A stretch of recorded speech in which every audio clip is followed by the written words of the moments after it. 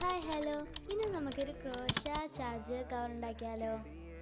ഞാനൊരു മൾട്ടി കളറിലാണ് ഉണ്ടാക്കിയത്. എൻ്റെ ഫസ്റ്റ് ടൈം ക്രോഷ കൊണ്ട് ചെറിയ തെറ്റുപാടുകളൊക്കെ കാണും. ഒരു 4mm ഹുക്കും ലൈറ്റ് ഗ്രീനിലാണും ഒരു ഡാർക്ക് ഗ്രീനിലാണും ഒരു ഓഷ്യൻ ഗ്രീനിലാണോ ആണ് ഞാൻ എടുക്കുന്നത്.